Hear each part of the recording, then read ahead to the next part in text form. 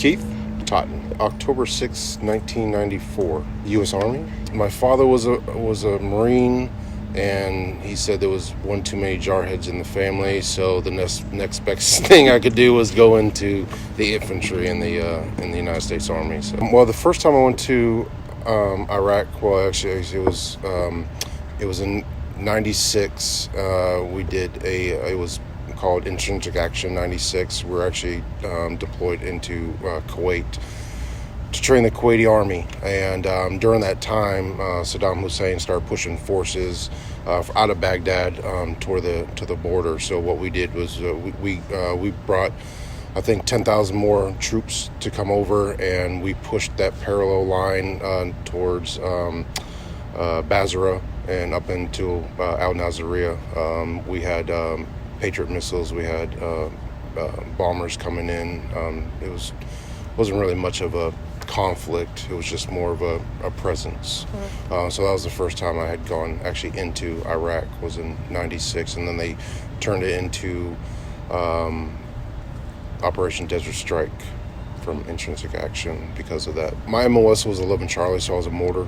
So when we're throwing down mortars, I mean, we're almost 5-6 miles, where the target's at.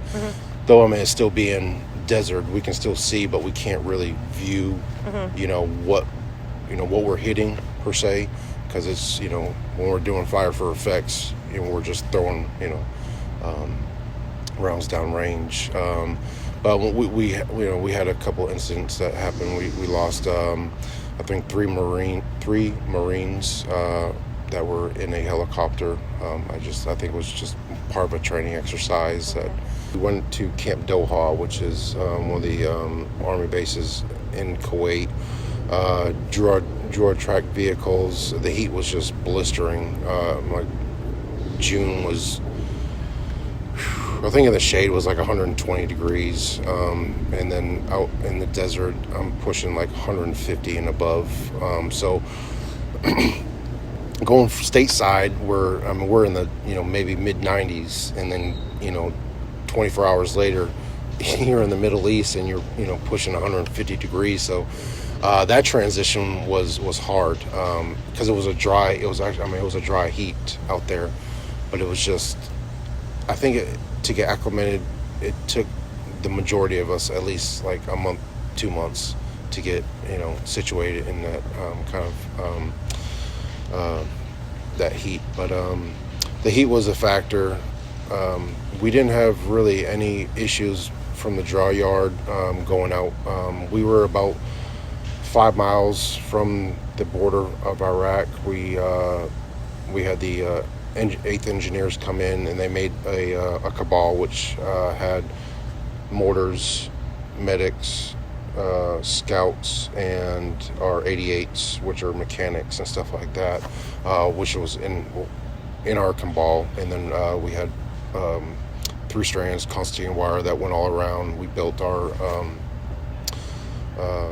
scud pits, and through that time we had Kuwaiti armies that would come in, and we'd teach them basic mortar skills and stuff like that. Then I believe it was August-September time frame.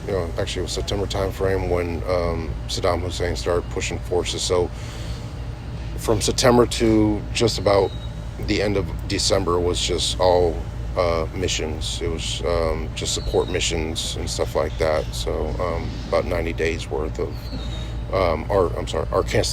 we canceled the training come August. So September time frame, we got our first mission, which was actually going over that border and then throwing support. We had Bradleys, which would have 11 Bravos, which would take like tow missiles and stuff like that. So again, I can't really see exactly what we're hitting. I know we're hitting something. So 3 months of that is what we pretty much did. But it was during those missions. I mean, it was kind of like, I was kind of like glad to be a mortar. We did an NTC stint in 97 when I was with the 1st Cav, 19 Cav, and when we were at NTC, we had an observation point that was stuck on a mountain top, and anyways, long story short, we were starting to move early in the morning. They called red air, so we were in MOP level 4 gear. We started breaking things down about 4 o'clock in the morning. I took a bad slip on some rocks, and I fell like 40 feet down the straight down a mountain. And anyways, it messed up my back, and had like my L4, L5 were all messed up. So they put me out medically for the back injury. I mean, well, about a year. When I got into Fort Hood, I got orders to go to Korea, and that was 98. I think it was right around October 98. July. It was July 98 because I was there for the 4th of July. So I got to, I flew into Osan, and went to the turtle farm, got in process there, and then my assignment was first 503rd in Camp Casey, Korea. Not even a month into it, I would say, we had a really bad monsoon season in South Korea, and part of the first 503rd, we were part of a QRF, and the rain got so bad that started mudslides, and the first 503rd was tasked out to do body recoveries. So through our unit and the Republic of Korea Army, I think we recovered over 200 bodies, and that was my welcome from Korea. So I would do it all over again if I could. Most definitely. I'd built a lot of camaraderie with brothers and sisters. And while I was with when I was with the 19 Cav, we used to have field missions, and sometimes during the summertime, the heat of Texas, we'd be out there, and it's all flat land. So we used to find these little creek beds, and we'd pull our 113 tracks, and we'd pull them up on the side of the bank, and yeah, we just to have fun, just be guys. I mean, we used to go swimming, jumping off trees. Just those are the good times, when we're in a 2-week field mission. We can always find fun in that, especially when you have a great leadership that doesn't mind doing stuff like that. It's not all strict by the book. So those kind of memories like that is I really enjoyed. While I was in the military, I finished up my AS degree in criminal justice. All I had to do was pay for books. That's great. That's one of the perks of being in the military. When I joined, I think our paychecks was like right under $1,000. But coming out of high school, with a full month pay of over just about $1,000, that was great, man. I was like, I got free room and board. I got free medical, dental, free food, and plus I'm getting paid. That was the best job ever in my life. And I would definitely recommend it for anybody, because even after you get out, you still have your GI Bill or post 9/11. You can still go to school. If you go into the VA, they have vocational rehab. It's it's always adding tools into your tool bag, and I would recommend not just serving your time, but always going above and beyond, trying to better yourself in education, correspondence courses, boards, anything that will help you better, because when there's certain MOSs that the military have that don't correlate on the outside, and a lot of them being infantry, what do you have? And bettering yourself with the opportunity being in the military, giving that they give free education, and all you have to do is use books, and I'm sure now you can just get them online. Yeah, most definitely, I would recommend it to anybody. Very proud to be a veteran. I was glad that I was able and healthy enough to get into the military and to serve my time and do it honorably. 8 years. 6 years active, 8 or 2 inactive. But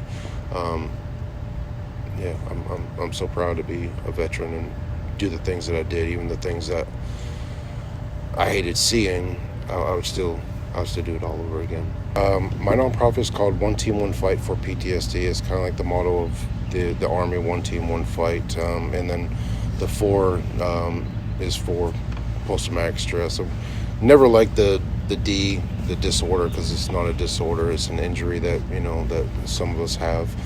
No one really knew a lot about post-traumatic stress. I mean, I know that World War II, Korea, Vietnam veterans, but they all had their name for it back then, but no one really knew really what it was all about. I wanted to do more, but I just didn't know how to do it. So I actually found some like-minded veterans that wanted to do something in the community, and I told them that I wanted to do something also. So what I did was I started ruck marching through Lake County, and each Thursday morning I'd put on a rucksack and I would ruck march 22 miles through each city of Lake County. And after completing about 22, I completed 22 cities, 22 miles in Lake County to bring awareness. And what it was is that I had my Alice pack, and I had a simple message on the back that said 22 veterans a day. And I would have people that stop and ask me what I was doing. If I was raising money, I was like, no, I'm just trying to raise awareness. That's all I was trying to do. And I would just simply tell them, just to reach out to our veterans, because I think that's maybe possibly what could have saved White back then.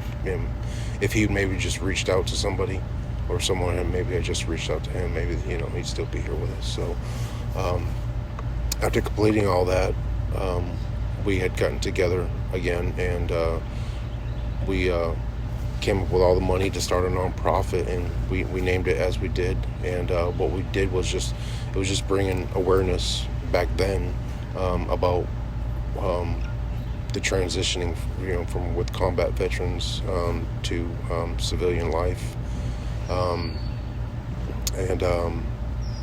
then it just kind of like blossomed from there. We went from just raising awareness to assisting other veteran nonprofits, and we'd raise money for them to continue their mission to help other veterans, that have injuries and stuff like that, post-traumatic stress, traumatic brain injuries, sexual assault, stuff like that. So we have a lot of great programs here in Lake County that a lot of veterans didn't even know of. So I was pleased to have an organization that gave them the spotlight, raising donations, and we're all volunteers. So 100% of our donations go right into these programs, and they're local. So it's not that we have a business in Mount Dora and there's a organization in Umatilla.